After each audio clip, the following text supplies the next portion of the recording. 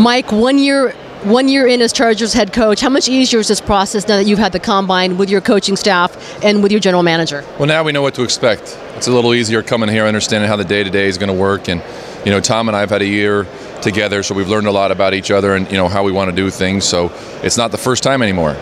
I know we give you a hard time about talking in cliches, and I do know for a fact that you want the best 53 guys on this roster, but when you look at the Chargers' specific needs right now, is there one position that stands out to you? Well, no, I don't think it's just one position. I think we're looking to see what, there's a number of spots. You're always looking to improve your football team any way you can, and this really is the next step, for the college aspect of it. Coming to the combine, evaluating the players, really getting to know them as a human being and not just as an athlete, asking them some tough questions in some interview and just get to know them as a person.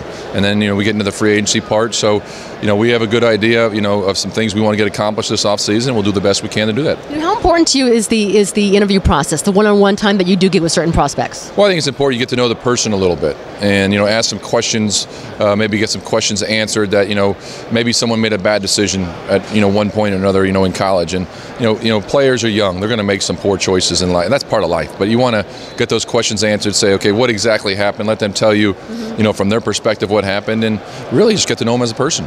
Do you monitor social media? Or do you have someone that monitors what these players do on social media and how they talk when no one's looking? I don't know anything about social media. Really? I don't have any of those accounts, so I let everybody else kind of inform me. My kids will tell me plenty about it. So, but is that a part of it? Do you think that's a part of it now when you evaluate a player? Well, I think you look at everything. We look at everything we can. Anywhere you can gather information about a player or what he's doing. Unfortunately, we had a player that was wearing a Raider hat early after he was drafted last year. So that's all part of social media, and that's where we found it. So you got to help him out as much as you can. Where do you see the depth in this year's draft class? Well, I think there's a lot of talented players. Every year there's a lot of talented players. I'm not going to say there's any one particular because there's, 3 or 4 I think you could talk about, but we're going to try to do what's best for our organization. Last year was pretty clear just from talking to talent evaluators and to yourself that upgrading offensive line protection for Phillip Rivers was a big priority. Draft DJ Fluker, you signed King Dunlap, and Phillip had one of his better seasons. What do you see as an immediate need at this time?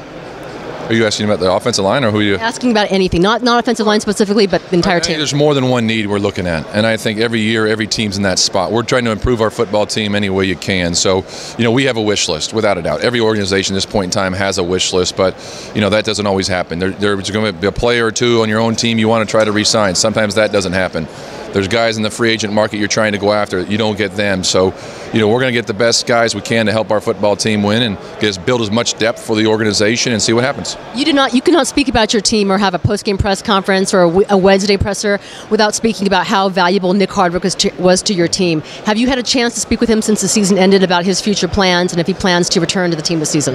Yeah, we've had a great talk. And, as soon as the season was over, we sat down and talked about some things. And, he's a great leader of the organization. When you look at the San Diego Chargers and you look at what type of person, what type of player overall you want to represent your organization, Nick's one of those guys. Do you expect he'll be back this season? Yes, but we'll let you know if anything changes. I know you will. We always do. We expect everybody on our roster to be back, and if anything changes, we'll keep you updated. I know Denari Alexander was lost to the Chargers early, I think, in training camp, and he had another setback. Can you update us on his status and where he is medically? Well, he's working extremely hard to get back. Unfortunately, he had the surgery, and that's all part of the game. He understands that if anyone can make it back, it's Denario. He's worked extremely hard. Unfortunately, some people have some bad luck, and life's not always fair, but Denario's doing everything he can to get back in the best shape possible and make it back to the NFL. There was probably no player that had more intrigue at the Combine last year than Manti Te'o, who the Chargers did go ahead and draft. He sent a picture out of, I think, of a surgery, broken foot.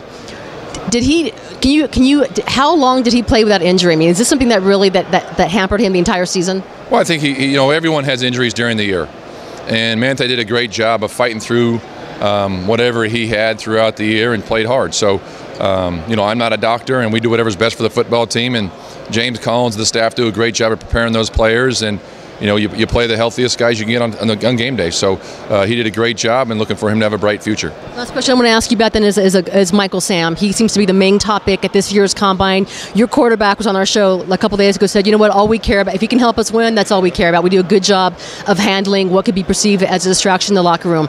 Do you think, I'm not asking you about your locker room specifically, but do you think the NFL in general is ready for an openly gay player? Well, yeah, I think everyone wants to win. So what everyone's going to do is they're going to go out there and take the people who they think can help them win, and that's what it's all about. Everybody's different. Everybody does certain things off the field, and everyone's their own person. So they're going to help us win. That's the most important thing. Last question. Is there a position you're not looking to upgrade? Bill Johnson. He's as good as they come. Thank you very much, Mike. Appreciate it.